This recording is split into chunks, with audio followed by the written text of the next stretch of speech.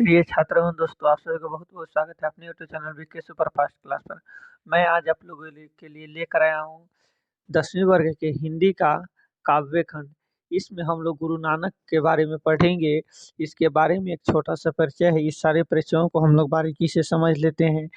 कहते हैं, गुरु नानक का जन्म जो है 1469 में तलवंडी ग्राम जिला लाहौर में हुआ था। आपसे एक ऑब्जेक्टिव यहाँ पर हो गया, पूछेगा कि गुरु नानक जी का जन्म कहाँ हुआ था? तलवंडी ग्राम में, जो कहाँ है, किस जिला में पड़ता है? ये लाहौर में पड़ता है। कब हुआ था? तो 1469 में हुआ था। ठीक है। तो इनका जन्म स्थान नानकाना साहबा कहलाता है। आपसे पूछेगा इनका जन्म हुआ तो उस जगह को हम क्या कहते हैं? तो नानकाना साहबा के नाम से हम जानते हैं, जो अब पाकिस्तान में अब आज वर्तमान समय में वो पाकिस्तान के क्षेत्र में पड़ता है। उनके पिता का नाम कालू चंद्र खत्री था और इनके पिताजी का नाम जो है कालू चंद्र खत्री और माता का नाम तृप्ता था। ठीक है। पत्नी का नाम क्या था? सुलक्षणी था। इनके बीवी का नाम सुलक्षणी सा। ये सब आपको ऑब्जेक्टिव के लिए बहुत अच्छा है। इनके पिता ने इन्हें व्यवसाय में लगाने का बहुत उद्यम प्रयास किया, किंतु उनका मन भक्ति की ओर अधिक झुकता गया। हो सकता है आप भी अपने जीवन में कुछ आगे की ओर तरक्की का, आप किसी और बारे में सोच रहे हो और आपके पिताजी आपके लिए कुछ और सोच रहे हो, तो कैसे तालमेल खाएगा? होगा ही नहीं, क्योंकि सब व्यक्ति का अपना अपना एक लक्ष्य होता है ना। किंतु इनका मन भक्ति को और ये भगवान में अधिक प्रेम और विश्वास जगाने लगे, है ना, भक्ति की ओर अधिक झुकता गया। इन्होंने हिंदू मुसलमान दोनों की समान धार्मिक उपासना पर बल दिया और इन्होंने कहा ना, वर्णाश्रम व्यवस्था और कर्मकांड का विरोध करना और निर्गुण भक्ति की प्रचार किया। कहता है वर्णाश्रम का मतलब हुआ कि जातिवाद में जो होता है विरोध, जैसे होता है वर्णाश्रम मतलब मुस्लिम हिंदू ये सभी हो गए। इन सभी में हम क्या कहते हैं? जातिवाद में विरोध तरह के बात के इन्होंने कहे कि ये सब गलत है, विरोध करना शुरू कर दे कि जात पात कुछ नहीं होता है। इन्होंने निर्गुण धारा के बारे में आपसे बोलेंगे कि निर्गुण धारा के कवि कौन है? तो यही इनके बारे में बोलेंगे, गुरु नानक के बारे में। गुरु नानक ने व्यापक देशाटन किया। देशाटन का मतलब बहुत सारे देश विदेशों में इन्होंने भ्रमण किए, घूमे किया और मक्का मदीना तक की इन्होंने यात्रा की। कहाँ? आपसे पूछेंगे कि मक्का मदीना तक की इन्होंने अपने जीवन में क्या? मुगल सम्राट बाबर से भी इनकी भेंट हुई थी। गुरु नानक ने सिख धर्म का प्रवर्तक भी रहा है। प्रवर्तक का मतलब उनको ये उपदेश दिए हैं, है कि नहीं? गुरु नानक ने पंजाब के साथ हिंदी में भी कविताएं की। इनकी इनकी हिंदी में ब्रज, खड़ी और बोली दोनों का मेल है। हाँ, ये ब्रज भाषा में अपनी कविताएं को जो है लिखा करते थे। इनके भक्ति और विनय के पद बहुत मार्मिक है। मार्मिक मतलब इतना, मार्मिक का मतलब होता है एक सरल सिंपल नहीं कहते हैं, उस तरह का है। इनके दोहे में जीवन के अनुभव उसी प्रकार गूंजते हैं। जीवन के हम इसके जब बातों को हम पढ़ते हैं तब पता चलता है कि एक मनुष्य के जीवन में जो है किस तरह की स्थितियाँ होती, जैसे कबीर की रचनाओं में। लेकिन इन्होंने उल्टी बांसी शैली शैली नहीं अपनाई और इन्होंने कहा कि एकदम जीवन को हम सिंपल असाधारण तरीका से, कोई व्यक्ति होता है कि किसी बात को करते बहुत उलझा देते हैं। इन्होंने उपदेश के अंतर्गत गुरु के महत्ता और इन्होंने अपने जीवन में सबसे अधिक गुरु के उपदेशों को माने हैं। इन्होंने कहें कि गुरु शब्द के बिना हम अपने जीवन में, आगे की कविता में बताएंगे हम ऐसे, संसार के क्षण भंगुरता भ्रम की सर्वशक्तिमता नाम जप की महिमा, ईश्वर की सर्वव्यापकता आदि बातें मिलती है। और इसमें इन्होंने ईश्वर के बारे में काफ़ी बताते हैं। कहते हैं इनकी रचनाओं का संग्रह सिखों के 5वें गुरु अर्जुन देव ने 1604 में किया था, जो गुरु ग्रंथ साहिबा के नाम से प्रसिद्ध हुआ।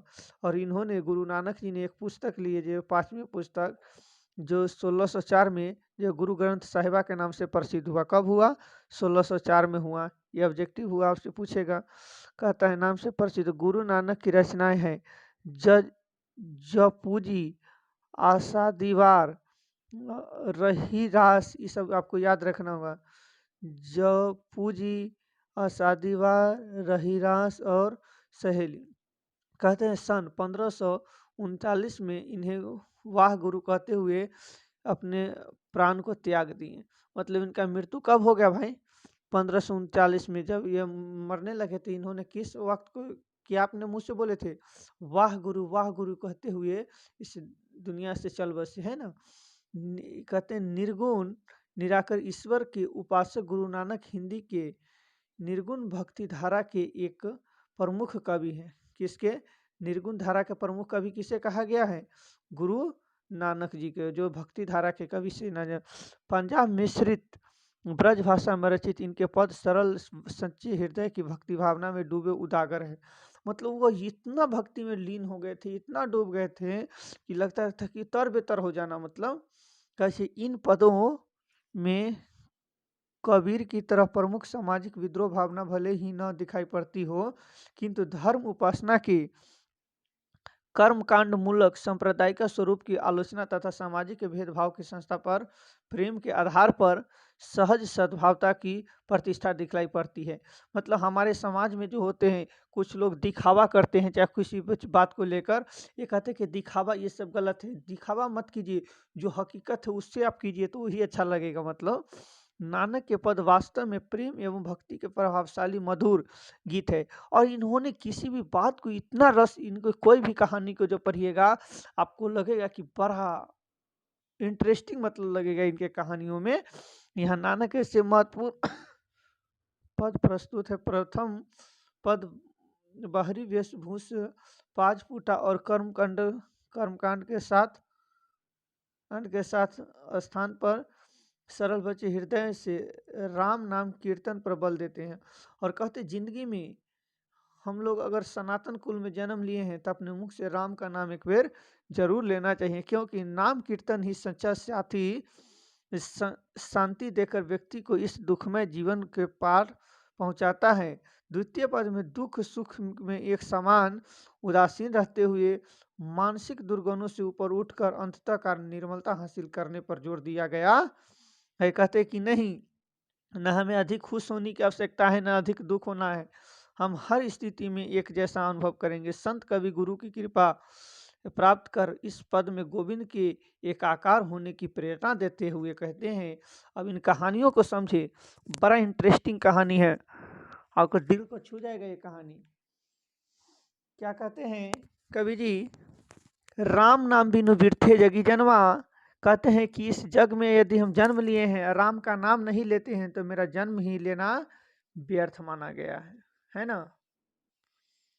राम नाम बिनु कहे छे, कहते हैं बिखू खावे बिखू बोले बिनु नाही निफलू मटी भरमना।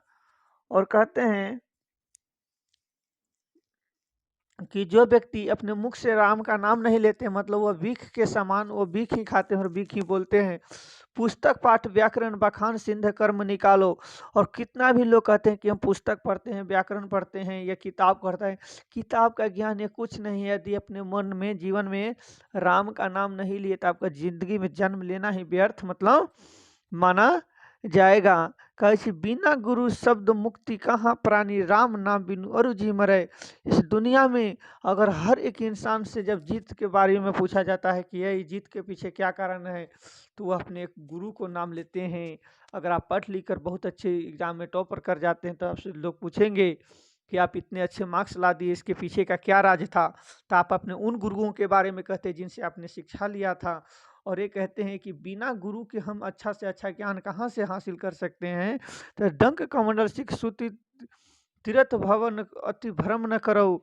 और हम लोग एक छोटा ब्राह्मण बनावटी अति रूप ले लेते हैं, डंक कमंडल सिख सुत धोती तीर्थ गौन, ये सब हम मतलब दिखावा का बात करना शुरू कर देते हैं। राम ना बिनु शांति न आवे, जप जप हरि नाम सुपारी परे। सुपारी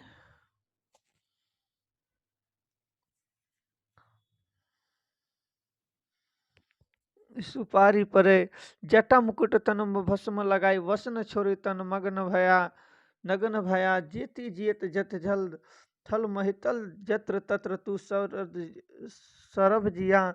गुरु प्रसाद राखिल जन कोई हरिरस नानक झोली पिया। और कहते हैं कि हम लोग जो है जैसे आज के समय में देखते हुए कुछ एक साधु होते जो खूब अपने बाल को बढ़ाकर बहुत बड़ा बड़ा और उसको जाटा के समान कर लेते हैं, और उसको ये क्या कहते हैं शरीर में अपने राख के समान जिसे भभूत कहते हैं वो लगा लेते हैं। और लगाने के बाद वो कहते हैं कि हम संत है, लेकिन नहीं, वो गलत है। संत एक होता है, साधु का मतलब होता है साधु एक शब्द है। साधु का मतलब होता है कि वो अपने जो होता है साधु साधु अपने आप को साधने की बात कहा जाता है इसमें। कभी कहते हैं कि अपने आप को साध लीजिए, वही क्या है, साधु है। साधु शब्द का मतलब हुआ कि खुद को साधना। खुद को साधना मतलब किसी को नहीं, हम अपने आप को इस कदर बना ले कि आगे वाला को खुद पता चल जाए कि नहीं ये साधु है। साधु का मतलब आजकल हम लोग चंदन टीका करके कहते कि ये साधु, ये सब क्या है, गलत है। कछ गुरु प्रसाद राखिल जन कोई हरिरस प्रसाद, मतलब रखेल जन कोई हरिरास नानक झोली पिया। और कहते हैं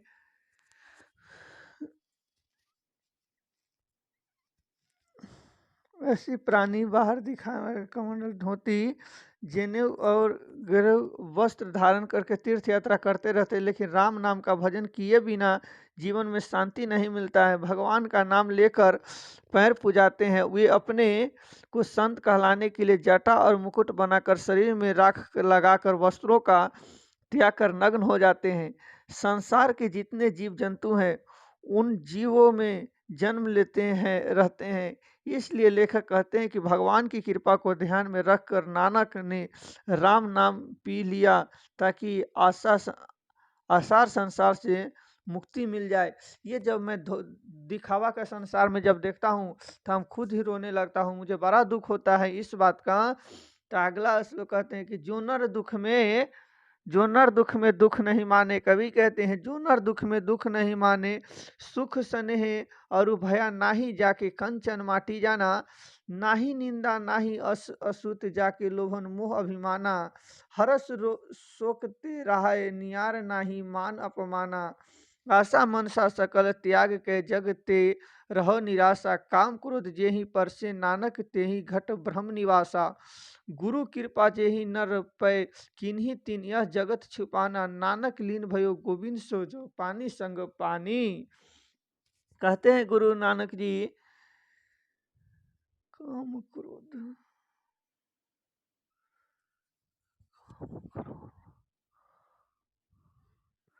गुरु नानक कहते हैं कि जो मनुष्य दुख को दुख नहीं मानता है, इसमें सुख के प्रति सुविधा के प्रति कोई आस्था नहीं हो, न ही किसी प्रकार का भय हो, जो सोने को मिट्टी जैसा समान के समझता है। जैसे देखिए ना यहाँ पर, जो नर दुख में दुख नहीं माने, कभी कहते हैं कि गुरु नानक जी कहते हैं कि जो मनुष्य दुख को दुख नहीं मानता है, दुख को दुख नहीं मानते हैं, जिन्हीं स्नेह अरु भय नहीं जाने कंचन माटी जाने, और जो मनुष्य सोना को मिट्टी के समान समझते हैं, ना ही निंदा असूत जाके लोभ मोह अभिमाना, और जिसके दिल में न किसी चीज का लोभ होता है, न अभिमान होता है किसी को देखकर, उन्नति को देखते हुए, हरस शोकते हर निहार ताही मान अपमाना।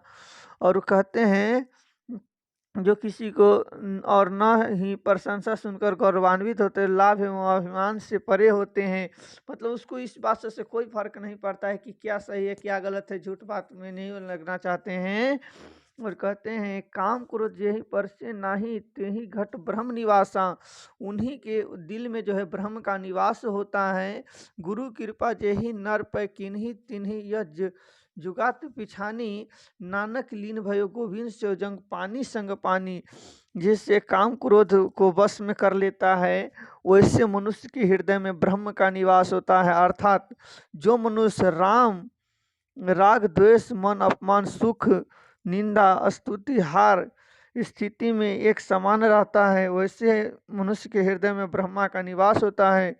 गुरु नानक का कहना है कि जिस मनुष्य पर ईश्वर की कृपा होती है, वह सांसारिक विषय वासनाओं से वस्तुतः मुक्ति पा जाता है। इसलिए नानक ईश्वर के चिंतन में लीन होकर उन प्रभु के साथ एकाकार हो गए हैं, यानी आत्म परमात्मा से मिल गए हैं। जैसे पानी के संग पानी मिल जाने के बाद पता नहीं चलता है कि ये क्या है, पानी है या कुछ है। Thanks for watching this video. इस वीडियो को देखने के लिए आप सभी को बहुत बहुत धन्यवाद। हमारे चैनल को लाइक, सब्सक्राइब और कमेंट करें, दोस्तों के साथ शेयर करें।